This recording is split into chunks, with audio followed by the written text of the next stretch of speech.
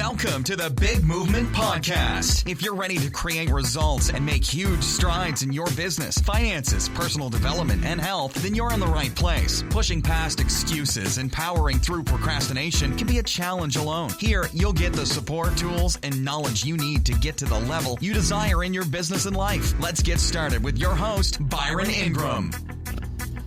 And welcome to another episode of the Big Movement Podcast. Today we have a special guest. We have Gail Miller, who is an award-winning entrepreneur, CEO, career coach, and staffing strategist. Her companies, Consultnetworx and Speednetworx, are focused on connecting people for a mutual fit and success. So let's dive in and learn all about how do you find that dream job and build your network. Let's give Gail a warm welcome. So, Gail, welcome. Thank you so much, Byron, for having me. I'm so excited. Oh, you're welcome. So now, Gail, how did you get into this? Because you have this fire, this passion for helping people finding the right position in networking. It's such a giving thing. How did you do it?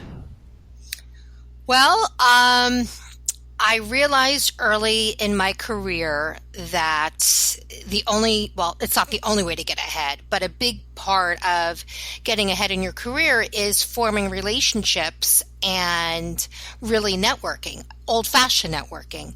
And I have over 20 years of recruiting and staffing experience, and I am naturally an introvert. So it was very difficult for me. It felt forced certain times to network. Like I never really felt good at it. Like I was never good at, going to a networking event and walking into a room and working the room well. Like I would always gravitate towards one person. So as my career cultivated, that was something that I really worked on. And I realized that as a recruiter, actually 80% of job seekers, that's how they find their job, is through networking. So it's really important for job seekers and entrepreneurs to really hone in on that networking aspect. And hence, I wrote a book on this to help other people called Networking Karma. And when I wrote the book, I kept in mind people like me that were not naturally great at it. So it's really important to network. Right. And I think when it comes down to networking, it's a learned skill regardless of whether someone's an extrovert or introvert. It's just that, some people, they might be more social, but then they don't necessarily understand the finer points of networking, where they're just going to go and try to talk to everybody. Like, well, what can you tell me about them? Well, that person over there was fun, but besides that. So there has to be that strategy. Well, I think the great strategy is, and I think, doing a lot of speed networking events, and really doing a lot of research and getting better at it, is that people treat this very transactional. And they treat it like it's all about me. It's like, okay, what can you do for me? And it's okay to ask. Like I always say, if you don't ask, you don't get. But really the core of networking is giving to others. And when you give to others, then your universe will definitely expand. So, and I'll give you an example. So if you're looking for a job, I definitely think that you should tell everyone that you're seeking a job. But at the same time, you need to help someone else.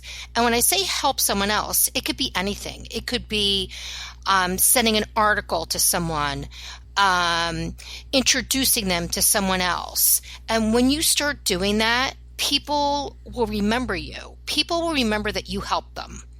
And when they're able to help you, you'll get that back. Right. And that is a great tip, because just being involved in the networking world for a while, I've seen so many times you go to different groups and there's a common theme with people just taking and taking and taking, but never contributing anything, whether it's like an article or something that's helpful to somebody else. Right. And overall, a group becomes stagnant.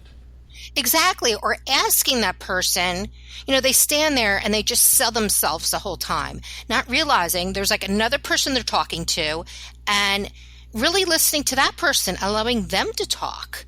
Actually, I think it's better when you allow that person to speak first and really take a genuine interest in what they have to say and, ask them, how can I help you? And then after that, then you could talk about yourself. I just think it's better that way. You build a stronger relationship and you get more out of it. So it becomes less transactional. And I think people do not have great listening skills. We were just talking about the introverts, where introverts, and of course I'm generalizing, I'm not saying every single introvert, but introverts tend to have better listening skills because you kind of sit back. And it's really important to have great listening skills when you're networking. So an extrovert, typically they'll work the room and they're going to, manage the conversation, but they have to realize that the other person on the other end needs to speak as well. So it's always important, I think, to have balance. And when you have balance, I think that's when you're networking at your optimum level. Right. I think for me, because I'm an extrovert, I turned it into a game to get it to, like, for me, how do I get the other people I'm talking to tell me everything under the sun about themselves and their business, and my goal is to hardly say anything. Right. That's exactly it. That's an art. So it's actually asking them. It's like, oh, hi, like, tell me about yourself. And people love to talk about themselves. Right. So they'll just start just asking that one question. And then if you feel that person is not saying enough, start asking some questions. Right. And that's really, actually, it's like being a recruiter, really, because a recruiter does the same thing. And that's what I do for a living is, I don't really talk that much. I allow the person that's interviewing to do all the talking because I want to learn about them. So as an extrovert, that's kind of what you need to practice if you feel that's what you need to work on. So I would say the next time that you network, make a conscious effort to say, okay, I'm going to barely speak. Like I'm going to just let it be an exercise for you, and you'll see the difference. It'll be a really good thing for you to do. I mean, you're doing it now, actually, right? Like you're listening to me, right? So I would say do the same thing when you network. But also I think that people think the only way to network is going to networking events. And really sometimes the best way to network is your everyday living, like being really aware of your surroundings. And again, going back to the listening. So for instance, you could be online checking out at a grocery store and listening to someone's conversation, and it could spark something like, oh my gosh, like, oh, you're looking for a contractor? Oh, I know an amazing contractor. My nephew's a contractor. I'll give you the information. So it's really knowing when to interject, to listen to conversations, being polite about it. And I could tell you that I've actually have helped many people that way at the airport, at my son's soccer game, being at a restaurant and just listening, to someone's conversation. And people usually don't think that it's rude. They're very thankful for it when you help them. Right. Exactly. I think for me, doing that, it's been very powerful, especially because I like to spend a lot of time every single week just socializing in Starbucks, because as being that entrepreneur where I office from home, that you could easily go the entire day, even though you're working with clients and doing things, without having that physical contact. So it's when you go to places like that, it's just that natural environment where people are craving that social interaction that you would normally only get if you're in, let's say, an office environment during the week. Exactly. Starbucks is a great place to network. It really is. And because, you have people that are there, they're working, they're getting things done, and people are looking to reach out and make that connection. So it's an easier place to do it, where people want to connect, versus you look at some places, people can be a little bit more guarded. Right, exactly. I mean, really, see, the thing about technology, obviously technology is amazing, and definitely leverage that from a networking perspective. But I feel like people hide behind all the technology, and we really have to get back to basics. Because before technology, what did we do? Right? I mean, it was really pure building relationships face to face. And I think that we've lost that ability of true connection. And I think that if we get back to that, it will definitely enhance relationships. And that's really my concern for the future, for the younger generation, is they've never lived in an environment where there was no technology. So they don't know what it's like to not have LinkedIn or Facebook or a cell phone, and really having to pick up the phone and not text someone. Like, that's not the conversation. It's really getting on the phone and having a normal conversation. So that's another thing that's really important to me is not to lose that, because that's where the magic happens. Right, exactly. We have to engage people to get to know who they are as a person. It makes all the difference, especially when it comes to people wanting to find jobs. Is that something you see from the recruiting standpoint that people have lost as they go into that black hole of submitting massive amounts of resumes to whatever company through all these online portals? Oh, yeah. There's a lot of misinformation that's out there as far as, how to find a job, what you're supposed to be doing. And I feel like most candidates are doing the same thing, and they're not really standing out to become, I call it the irresistible candidate. So there's, submitting their resumes, they're spending let's say, maybe they're unemployed. They're spending 6 hours a day just going online on the job boards and submitting their resume, and it goes into an applicant tracking system. And what happens with that applicant tracking system, it has kind of like an artificial intelligence within that system, and then it rates the candidates based on the keywords. So if your resume is not perfect with all the keywords, then the recruiters are really not going to look at you. Recruiters are looking for reasons, actually, and this might be upsetting to people, not to hire you. So you really have to take a different approach, a more targeted approach. And I tell candidates, and sorry, fellow recruiters, don't go to the recruiters, go directly to the hiring managers and sell yourself. Those are the decision makers. They understand it, because recruiters don't always necessarily understand the job. They just look at the job description. They look at the keywords. They're like, okay, the hiring manager wants, let's say, SAP. They want, this skill, that skill, and that's what they're looking for. But they don't have the ability to read between the lines and understand that not everybody knows how to write a really great resume with all the necessary keywords. So if you take the extra step and reach out to the hiring manager, and I would say go right to LinkedIn and present yourself, you, without a doubt, have a much better chance of getting the job than just submitting your resume. And also, when you submit your resume to all these jobs, I guarantee you your resume is not targeted. Like, you're not spending the time to really look at the job description, see what the company's looking for, and then tailoring your resume to that job.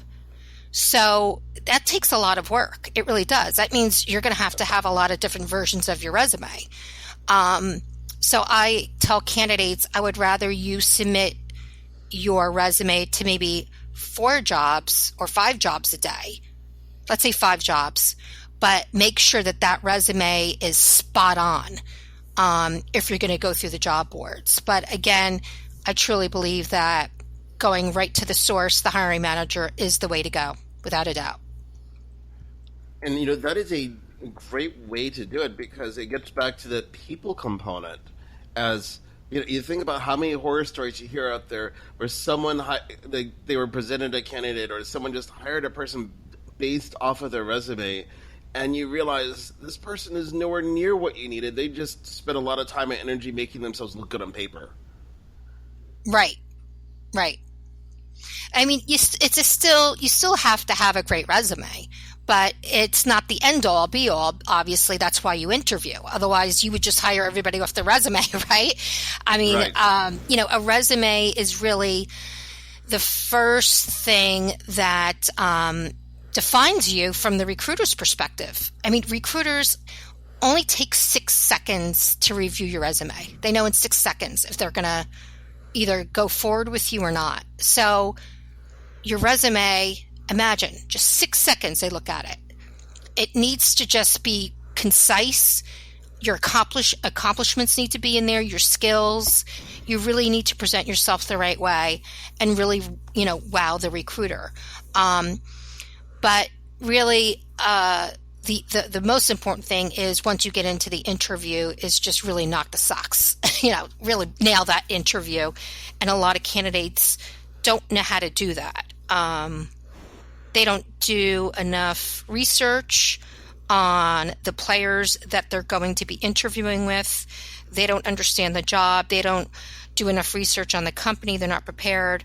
They don't know how to articulate their accomplishments and their background and how that can help the organization.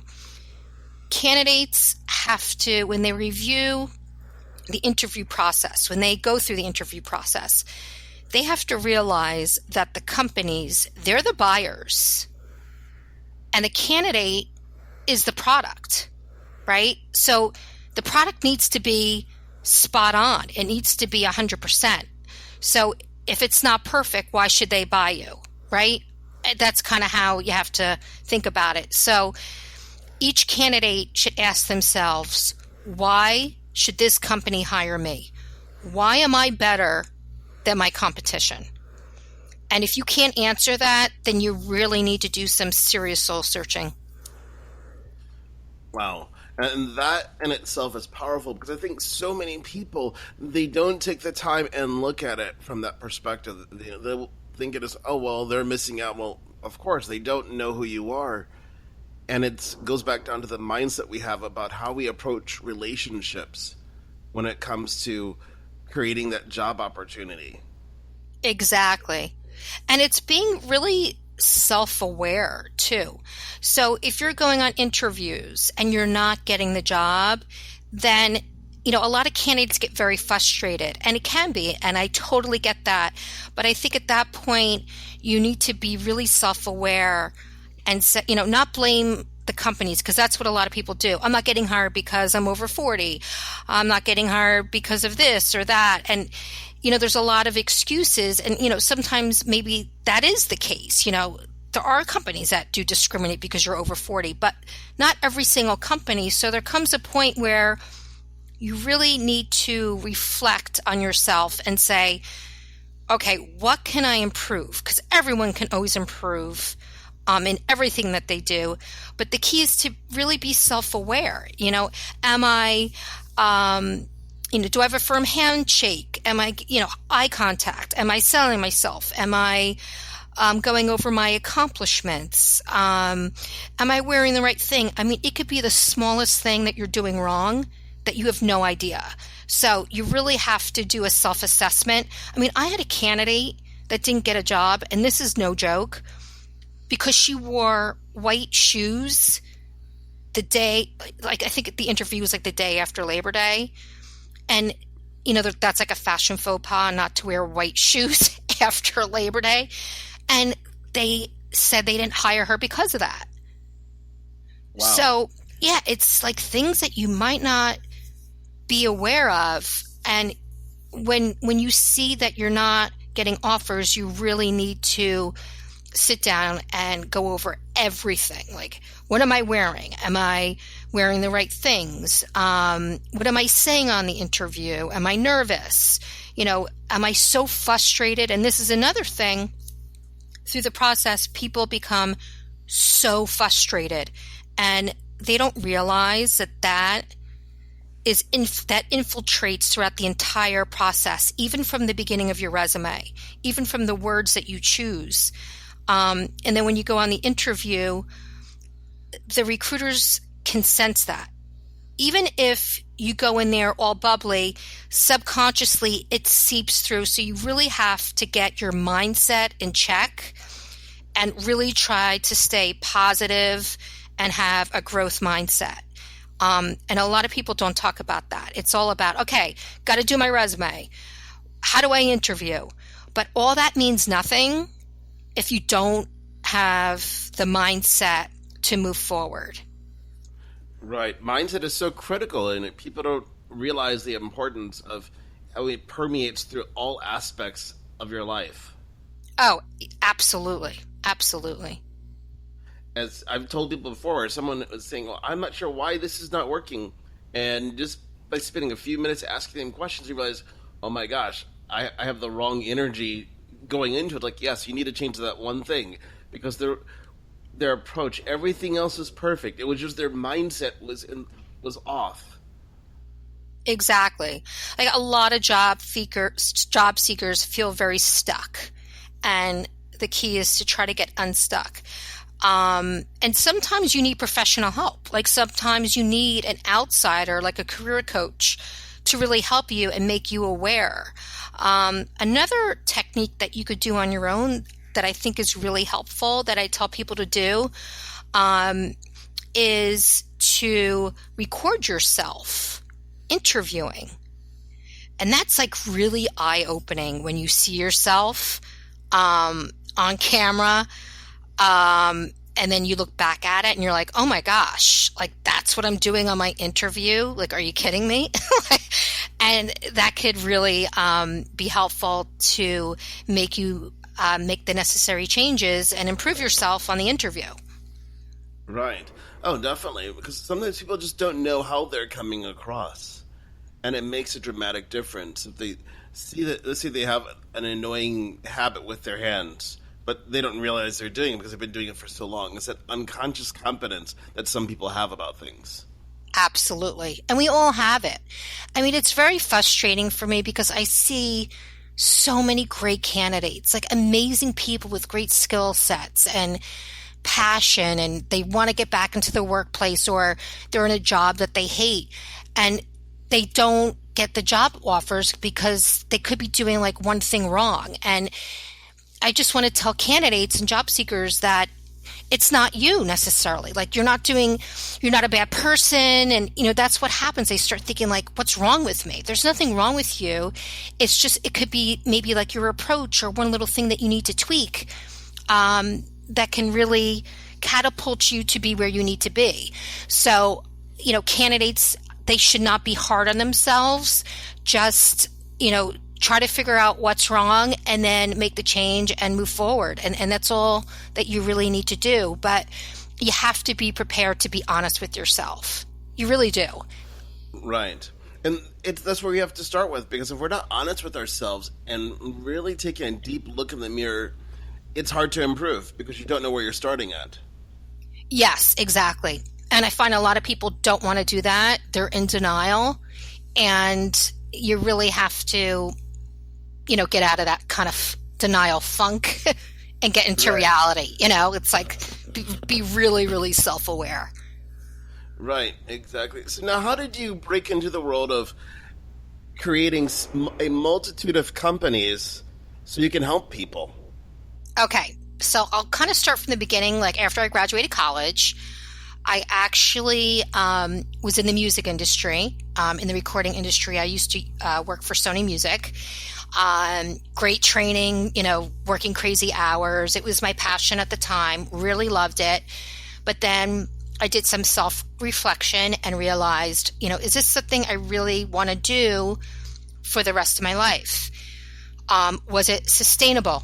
And it wasn't. So a big part of my job at Sony was hiring staff in my department. So I decided, I really enjoy this. And I got into staffing. I worked for an agency for quite a few years.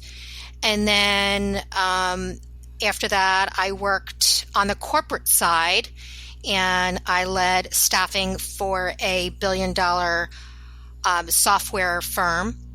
And then I went back into the agency side of it. So I went back and forth, which was great because as a recruiter, you see both sides of it. And I think it's really important to be on both sides of the fence. And then what happens? 2009 happens, as you know, the economic downturn. And of course, you're in the staffing industry, and who's going to use you? You know, no one's going to hire you. They're downsizing. So I was with one firm for 6 years. I was vice president, and I was pretty much the last person standing, and I lost my job in 2009. And no one was hiring recruiters at the time. It was like a really, really difficult time. And at the same time, my husband owned a restaurant, and his lease was up, and he decided, you know, things weren't great there because of the margins and people weren't going out as much.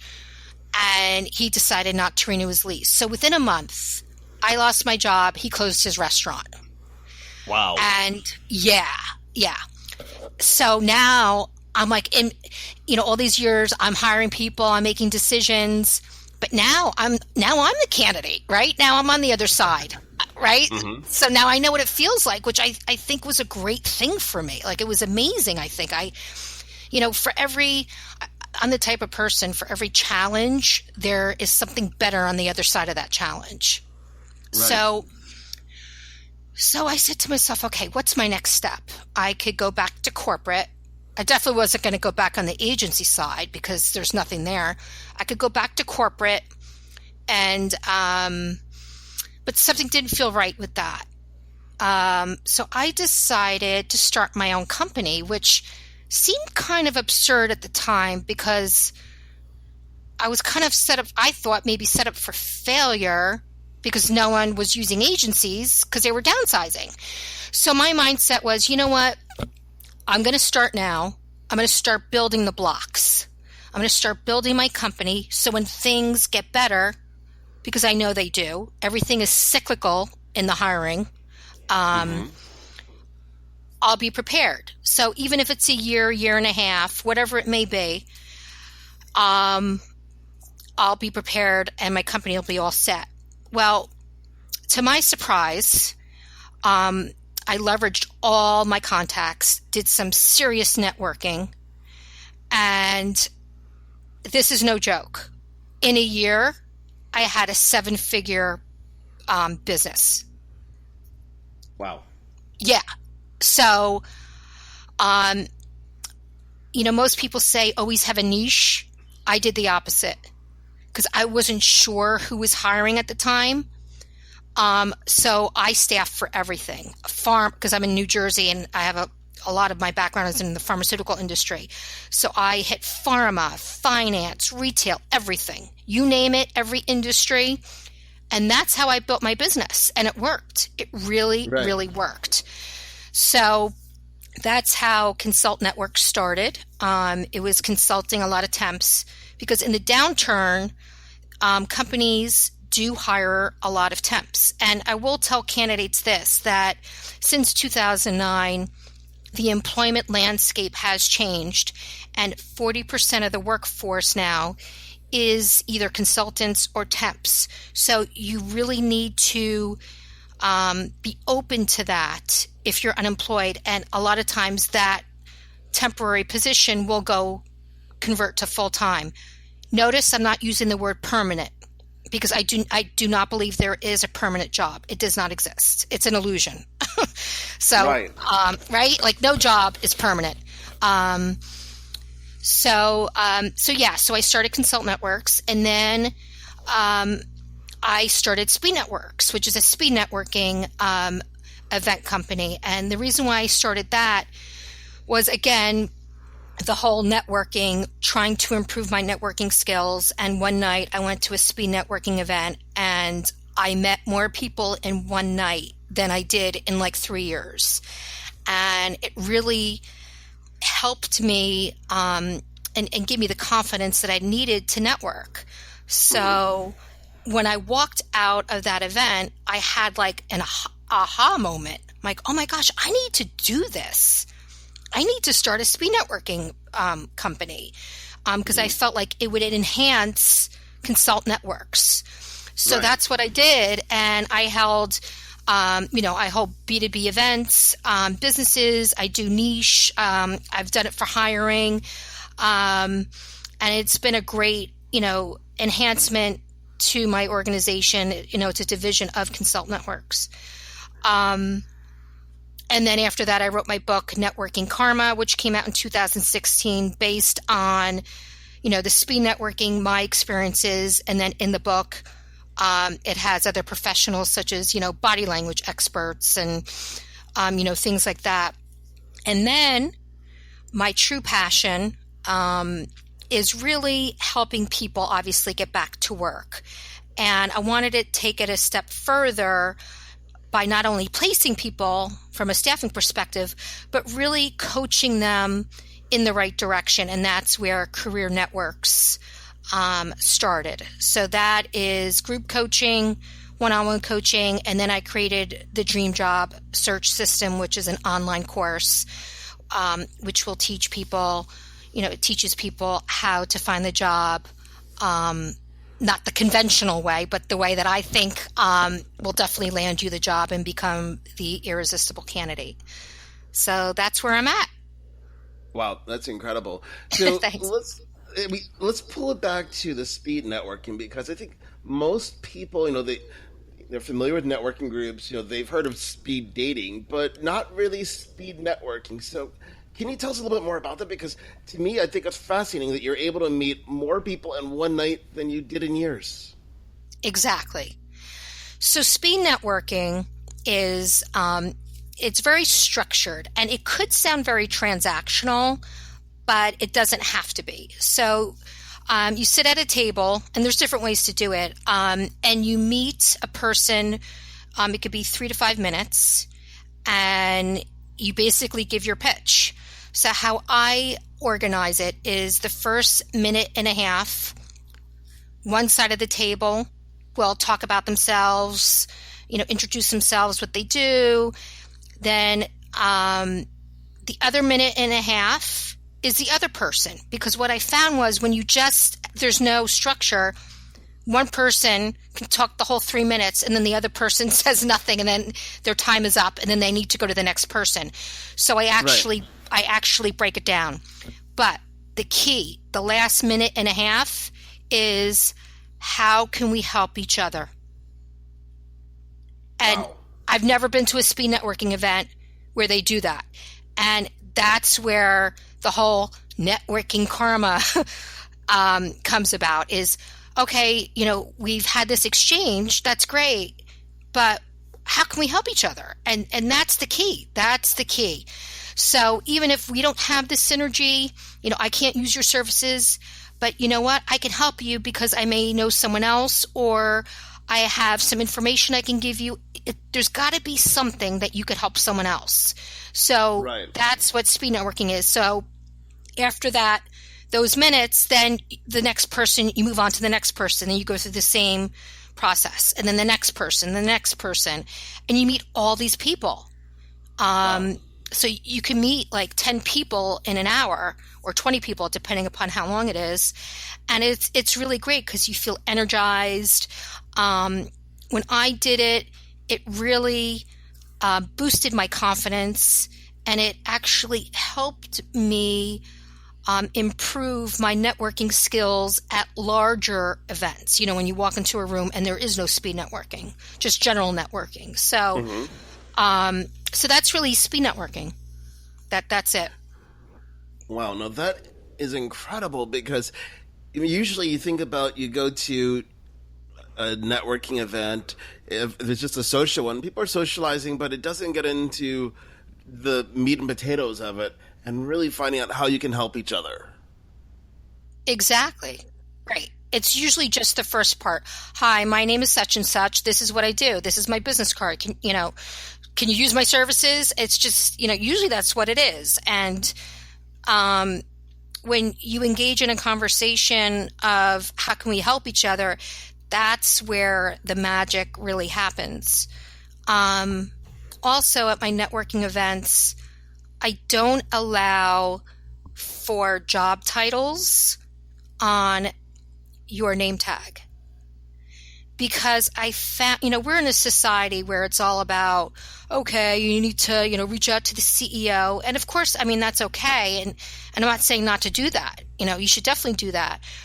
But, the janitor, he might be married to a CEO and he could help you too. So I feel like we only judge people by their position and what they do. And I don't think that's necessarily always the right thing. People are people. And we're not, okay, my name is CEO, like I am a CEO and that's who I am. You're more than just your job title.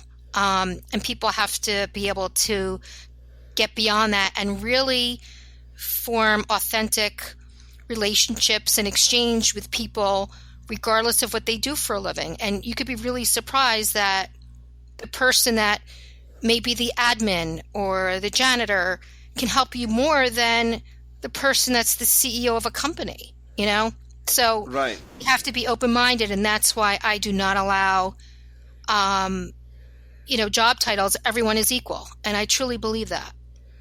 Right. It makes a big difference because, like you said, so many people, they're judgmental based off of what somebody does. But I've always found through the experience, it's the people that you're glancing over that can have the biggest impact. You think about how many times, as we're talking about hiring, someone wasn't hired for a position because they didn't treat their staff very well. They just kind of dismissed their admin assistant, not realizing that's the one person that helps keep that manager's sanity throughout the day. Exactly. I think of those positions where I had it, and I had an assistant. Like, I was the most protected person because it's like, okay, without her, I think I would lose my mind. Like, because I would be in the middle of work, and something's like, hey, you need to go to this meeting. Oh, okay, yeah, let me go and do that. Otherwise, I totally miss it. Right. And, speaking of admins, this is really important, or receptionists. When you go on an interview, they're the spies, like the receptionist. My receptionist would always report into me and say, oh, this person was rude. They're done. Like, if they're rude to the receptionist, the interview's over in my eyes. Like, it's going to be hard to redeem yourself if you're rude to the receptionist. So when you go in and you're waiting, you better schmooze that receptionist because they're going to call up and say, oh my gosh, this person's awesome. They're so friendly. I really like them. And people don't do that.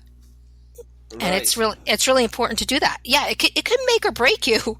Something like that. Just from not even meeting the hiring manager, getting in the interview, you could ruin it before you even get in. Right, exactly. And why do that? So now, with the book that you wrote, Networking Karma, what's been the impact for you since you released it? Oh, it's been amazing. It was released in February. It actually got named the best business book for 2016 from Huffington Post and Indie Reader. So it's been really exciting. And for me, just getting the word out and helping people with the book has been tremendous. It's just been amazing. And that's what it's about. It's just about helping people because I know what it's like to not be a great networker. And through my experiences, 20 years of experience, and getting professionals in the book to help with the content, it's just been amazing. It's been great. Oh, excellent. So now what's one tip, one thing that you feel people can do which would have a dramatic impact on whether they're trying to network to grow their business or they're looking for that next position so they can add their skill set to a company? What's one thing that somebody can do? Okay, one thing. I would say get out there. Like, really just start reaching out. I would say make a list, like a goal for the week or actually daily goals, and say, okay, I'm going to reach out to 5 people and be really targeted and really create, and not just like, you got to really think it through. Like, what's the message? How am I going to target it? Like, do your research on those 5 people and really tailor it to each person so that person feels really special. Like really, really special. Like you really understand them. And I'll give you an example. On my website, I have like little pieces of information, like all about me. Okay. And on there, it says that I am a Diet Pepsi addict. I'm addicted to Diet Pepsi. Okay. Just like fun little tidbits. All right. So I had someone interview with me, and when they came in on the interview, they brought in a 6-pack of Diet Pepsi. And I was like, floored. And I'm not saying you have to give gifts, but the point of this is I knew they did their research. That's what it was about. They took the time to get to know who I am because they're interviewing with my company. And that's the type of person I want because they're going to do that in their job. So when you reach out to those 5 people, research them, Google them, see what, charities are involved with. Like you don't want to be too stalkerish and like point something out that's kind of creepy, but you really want to do that. And I guarantee you will stand out. So I would say that's really going in the right direction, is really taking action. Thinking about it is not going to get you anywhere. Severe action, gross action, like really going for it is the way to do it. So every day, 5 people reach out and you'll see what's going to happen. It's going to be amazing.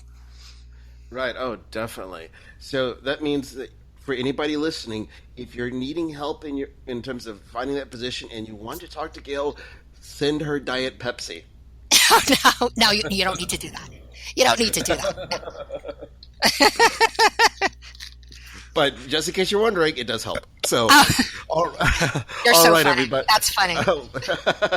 Well, Gail, I'm glad that we had you on here today on the Big Movement Podcast and sharing your wealth of wisdom. How can people learn more about everything that you do and ultimately contact you? Okay, so they can go to Consultnetworx, and I'll spell it out because it's kind of tricky. ConsultNetworx.com. And if you're interested more about I call it the mid-career cure, tips on your career, I would go to Career Networx, which is, career, and then networks, the same thing with the X at the end. Oh, and excellent. And if they want to email me, my email is gmiller@consultnetworx.com. Awesome. Well, Gail, I want to thank you for coming onto the Big Movement Podcast today and sharing your wealth of wisdom about networking, about job hunting, and those little nuggets of wisdom that people just need to know so they can get hired for that next position. Oh, thank you for having me. And I hope, if just one piece of information that I said today helps someone, it's worth it. Oh, you're welcome. Thanks for listening to the Big Movement Podcast today. And be sure to subscribe so you don't miss an episode. Now that you've surely been inspired to take your entrepreneurial career and business to the next level, you can stop by the website and get more. And if you're ready to boost your business brand, be sure to grab your free report, 7 Easy Steps to Build Your Brand Today.